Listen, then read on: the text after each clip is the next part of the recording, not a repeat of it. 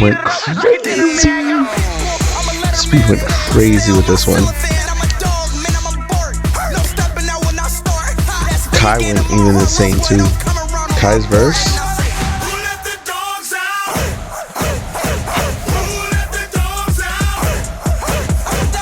I'm gonna let Kai's verse play just a little bit, just a little bit, just a little bit, just a little bit, just a little bit.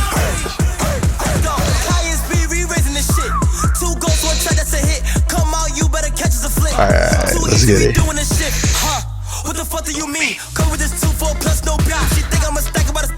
Nah, he went crazy, and then the beat changes a little bit.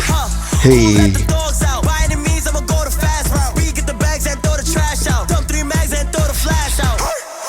In my veins, 30 degrees and I'm putting in pain. Minding my business, staying in my lane. Getting the key and I go to the cage and ask. Who let the dogs out? Alright, let's wrap it up. Now this song is a banger though. Low key banger. This song is a low key banger. We're gonna talk about 3 different things today. Comics, it's a must every week. The movie Air, starring Matt Damon and Ben Affleck, and Demon Slayer. Briefly on the Demon Slayer, bro. So, we're gonna start with the movie Air. I'm gonna give a quick review because that movie was so good. Like, whew, okay. All right. So Air, you can also watch it if you don't want to watch it in theaters. If you have Amazon, little Amazon Prime action, watch it on Amazon Prime. But Air, starring Ben Affleck, Matt Damon, there was mad hits in this movie. There was bare people. You had Ben Affleck, Matt Damon, Chris Tucker, Viola Davis, Jason Bateman, love him. Julius Tennant, Marlon Wayans was even in here. It was just, I love the actors in here.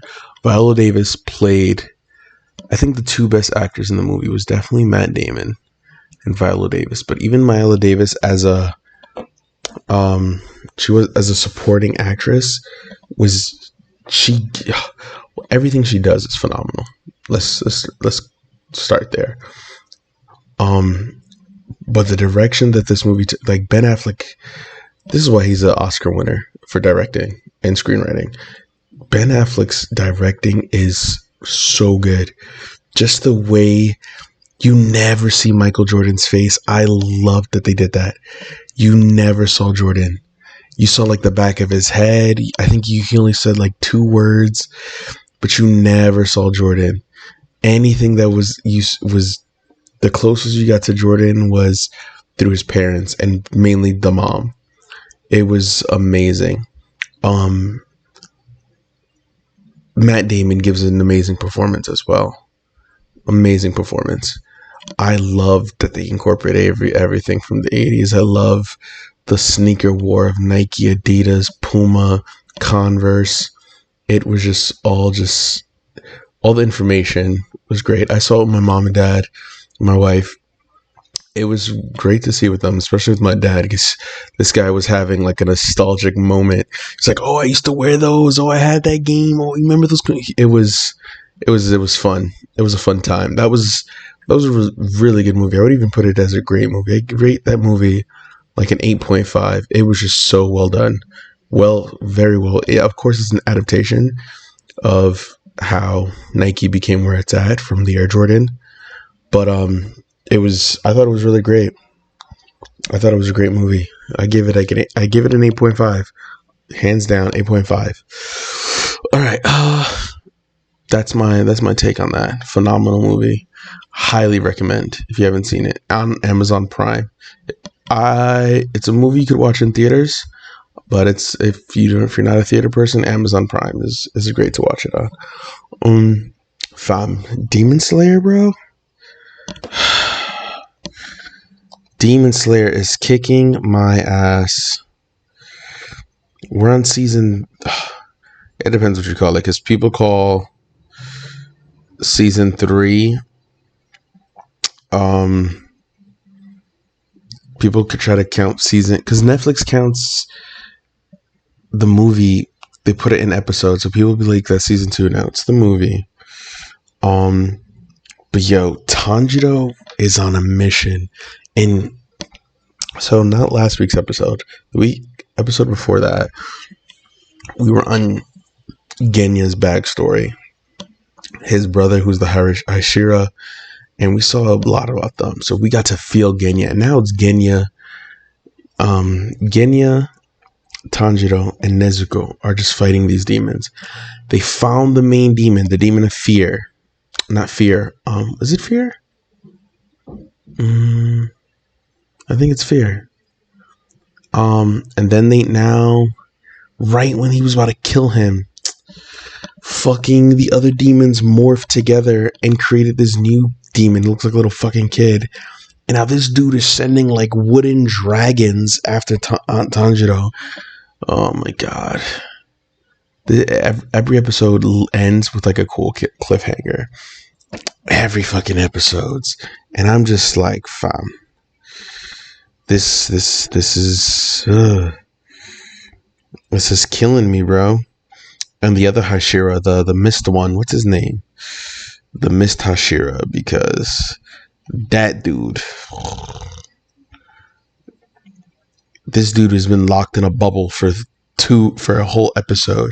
He got put in a bubble vase, a water vase, and he is like dying of air because he can't breathe, bro. The other kid, one of the kids is like fighting a little demon, like a little goldfish demon, stabs him. I think the kid is still alive, but he blows into the vase air, like bubbles, and Hashira eats the bubbles so it can give him air so he can do one more mist form breathing technique. Fam slashes out of there. We're not the sword master, bro. The dude, the blacksmith. Fam, this guy is on a different level. So remember, like 2 or 3 episodes ago, Tanjiro found in that training dummy, he found like a sword, but it was like a sword was rusted. The sword had to be like hundreds of years old. The master took the sword and he thinks it's like a beauty. Bro, he's just like cleaning and with a whetstone. He's just like trying to perfect the stone. And there we go, that's his name. Hataru Hagenezuku. But I'm gonna go with Hataru. Bro, this guy's always had the mask, right? And everything in his face. Fam, that shit was crazy because he has the sword. He's cleaning it. The demon with the vase goes to him because he has the Hashira locked up, so he's not even worrying about him. So he's in the shed. He goes in there, he sees him, he slashes his back, and he's still going. He doesn't stop. Slashes it again. The demon is getting pissed because he's not breaking his concentration. He is intimidated and doesn't understand why is his concentration better than mine. He was like, I could kill him, but I'll be tight because I didn't break his concentration because I just stopped it by killing him. I want to torture him until bro. Also, his mask breaks off. This dude is a beautiful specimen. I swear, Demon Slayer hides all the people who have beautiful faces are in a mask. That one dude in season 1 with like the scar on his face, beautiful. And Yosuke, probably the most gorgeous man in the whole show. This dude is insane. Do you see his eyes, then his hair? And Yosuke, his voice does not match his face. His face doesn't match his body. But that was crazy. And that's how the show ended. The Hashira broke out the vase. Tanjiro and Genya are stuck by to fight this dude, but I think this chick is coming. What's her face? Mitsuru. Fuck. How do I pronounce her name? I have it right here. Mitsuri. The girl with the big tits. I think she's coming. Because they showed it in like when you see what is it called? Uh, the intro, you see her in there fighting the wooden dragon shits. But yeah, that was such a great episode. Such a great episode. Like, holy fuck. Yeah, I gave the season finale is confirmed to be an hour long. I cannot wait. An hour long of greatness is going to be insane. I cannot wait for that. I cannot wait. Oh my god, it's going to be so good. Let's get into the comic. Before we get into the actually, I'll save it for the end. I say what I'm going to do for next week till the end. I'm giving Demon Slayer like the best anime on right now. One Piece is lit too. Zoro just beat this dude with the fucking black wings. I don't know. I'm gonna do a whole thing of my gripe with One Piece, but oh, that water just cured my soul. Yeah, Baba. We got a nice 1, 2, 3, 1, 2, 3, 4, 5, 6, 7, 8, 9, 10, 11, 12. Nice little 12 issues. So when we get to, I'm only talking about maybe the top 3 again. 1, 2, 3, 4. Okay. Probably only talk about the top 3, maybe. Also, this cover is amazing. Alex Ross, this Fantastic 4 issue 7, but it's number 700. This is fantastic, pun intended. That is the last issue that is the back issue for the week. Danny Ketch, Ghost Rider, issue 1. This one was good. This was okay. I gave the Fantastic Four a 7. I'm giving this one a 7. Predator, issue 3. I thought last issue was way better than this one. I give this one a 7 as well. This is the DC's free comic. This should be at the end. I didn't read it. It's just, Midtown Comics. Some comic book stores, I don't know if yours does it, but in Manhattan, they give free comics. Mosley, this issue's slowly falling off. Issue 4. It's still good, but it's not pumping. No One is stagnant. No One, issue 3. This shit is getting stagnant. I know it's great. I needed to pick up some pace by next issue. I'm gonna give this one an honorable mention because I read half. But it's really good. Arcade Kings by Walter Biomonte and Dylan Burnett. It's called Arcade Kings. This is actually really good. It's really good. I'm gonna give this one a 7.5 from where? We're in the top 5, ladies and gentlemen. Top 5. Como Cinco de Mayo. Dark Ride issue 6. Halloween is nasty. We get to see a lot more what's happening. This dude's father is back. Oh my god, I want to know what's this evil shit that's happening. It's like a big ass mystery. Dark Ride, I'm giving an 8. Superboy, The Man of Tomorrow, issue 2. Ladies and gentlemen, I am giving this one an 8 as well. That one was okay. The issues are about to get a lot better. The hell is that? I need a Clorox swipe. Dawn of the DC, Superman, issue 4. This issue was, this is the top 3, fam. So Banshee, the Banshee, she has like the ghost spirit or whatever. Banshee's not a criminal anymore. She hasn't been around for a minute, and Superman is doing like working with LexCorp or Soup's Corp, working with Lex Luthor and saving mad people. Like Lex is actually doing good, but we all know he's up to something. He's definitely a bad guy or whatever. this woman and man, these scientists, this guy, she develops a claw. If you can see on the claw, has different forms of kryptonite on her claw. So she's ready, or he's ready. If it looks like a she, if Superman pull up to this dude, but yeah, bro, yeah, 'cause she has white kryptonite, blue, green, the yellow one, and the red sun kryptonite. Summons Banshee. First of all, Banshee's in her home, just like chilling, panties and a long t-shirt. She's talking about like somebody to get ready for work, blah blah blah blah. This, then the third, and then these people are at the door, and she's like, "Yeah, you're not bringing Banshee out." She forces Banshee out of her and tells her she has like, so she basically not mind control, but she has something held over her. So Banshee goes to fight Superman. Superman's like, "Look, you can't do that." Superman knocks her to the ground. And she's about to stop. And then you see Jimmy Olsen yell, "Stop." Jimmy Olsen runs across the street. He's like, "You can't do that. I'm in love. We're in love with each other." My son Jimmy has been clapping cheeks with Banshee, bro. Clapping cheeks.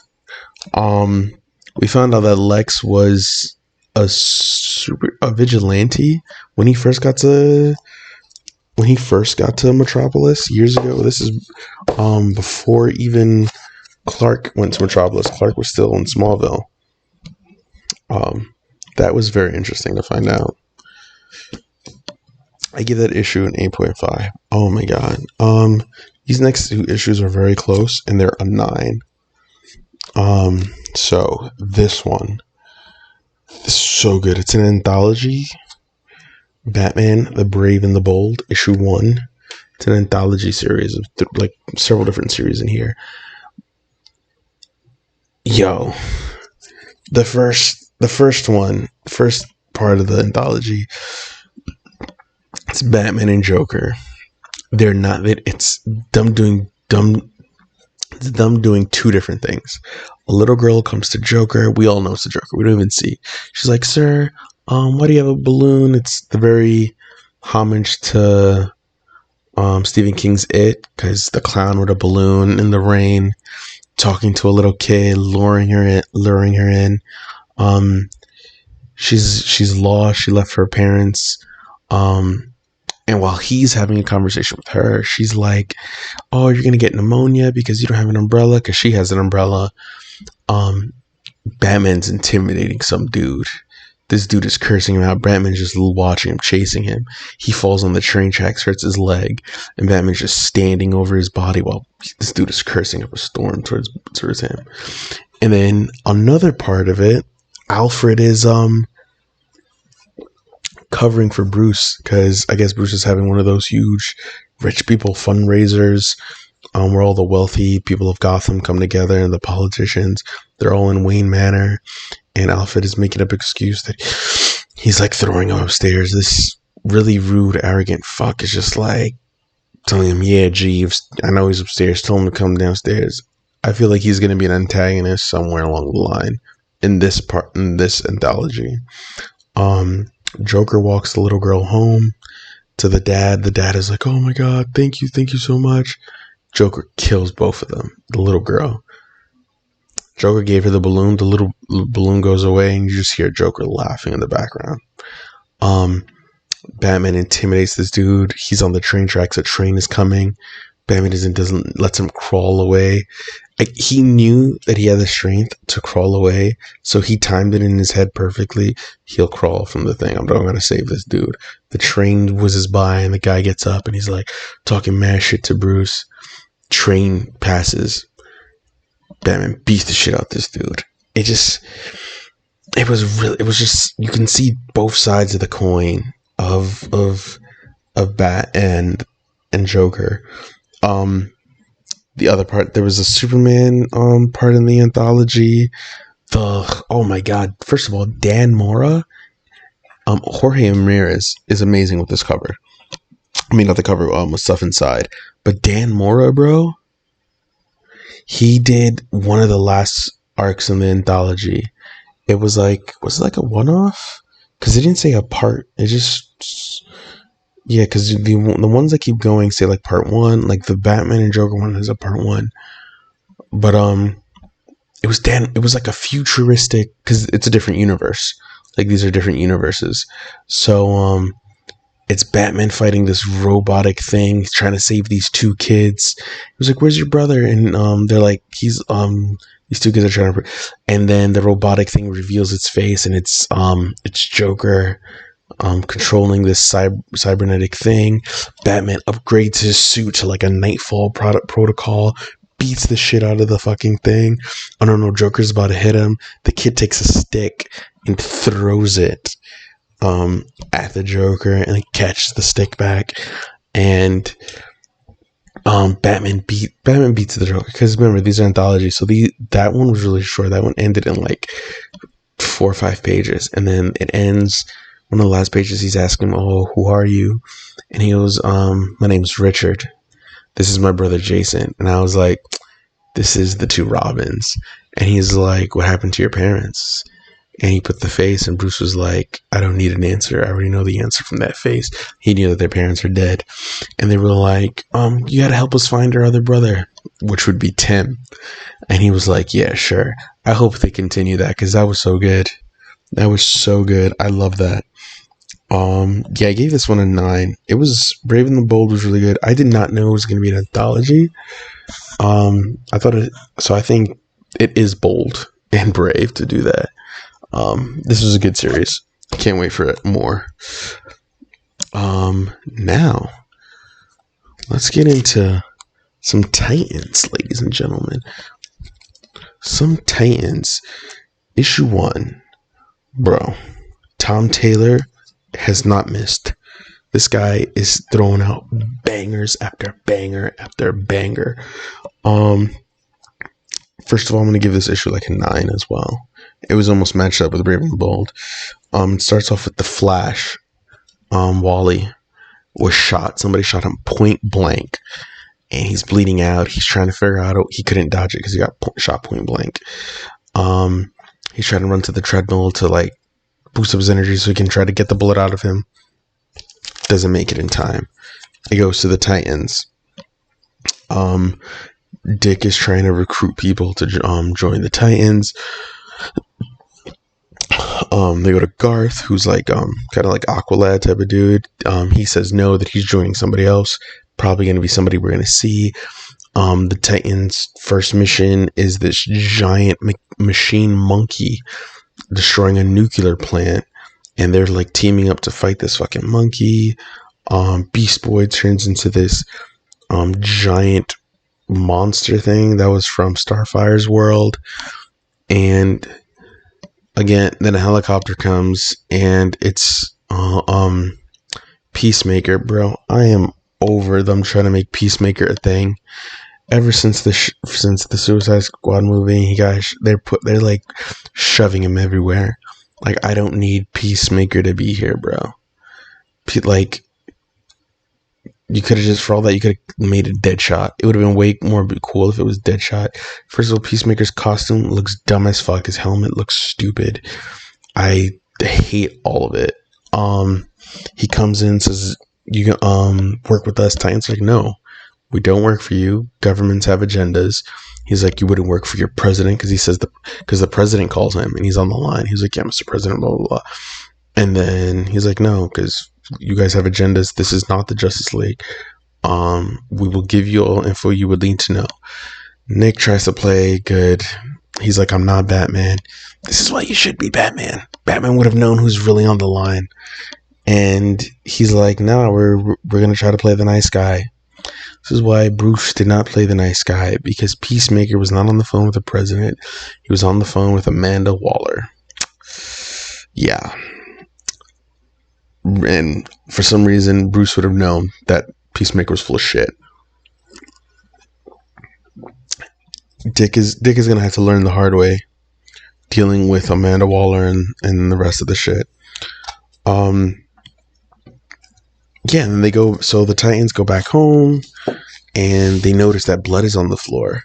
When they go back to the Titan Tower, they notice blood is on the floor. They go find Wally's body. They check his pulse. He's dead. Wally's dead. Flash is dead. And Dick is like, "This is a crime scene. We can't touch anything. No one do anything." And that's how the issue ends. And I was like, what? I knew it was going to end on a cliffhanger.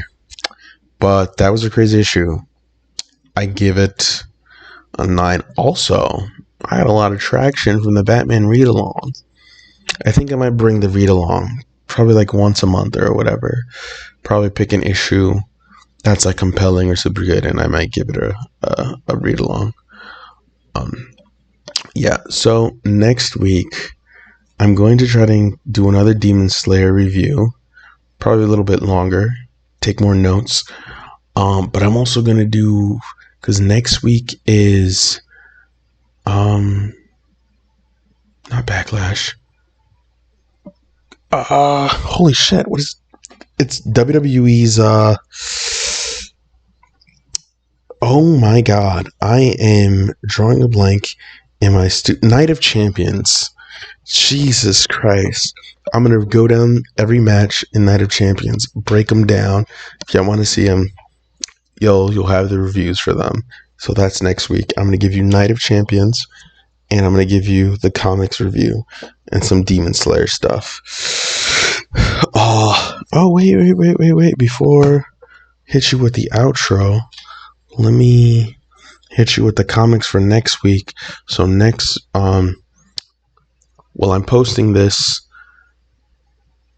This will be, if you're watching it now, it's Wednesday. If you're watching it next week. So this is the rating from comics from last week. This week's comics that I'm picking up. That I'll be doing the ratings for next week. 007 for the King and Country #2. Ambassadors #5. Ambassadors is so fucking good. Mark Miller's fucking killing it, bro. Nightwing #4. Number 104. Daredevil and Echo #1. I don't know if I'm gonna pick it up. I'm gonna see. I don't know though. Blue Book #4. Green Arrow #2. Green Arrow. The last issue was good. Hollow's Eve #3. About to drop it. Nightclub #4. Finally, bro. I think Nightclub #4 came out and I never picked it up. Vanish #7. Vanish needs to pick it up, bro. Ryan Stegman had something going, and now he's just dropping the ball on me. Like, come on. Like, the fuck, like, bro, he just had shit going for him, and he just slowly just said, yeah, I'm gonna let it fall out. But anyways, these are my comics of the week, papa.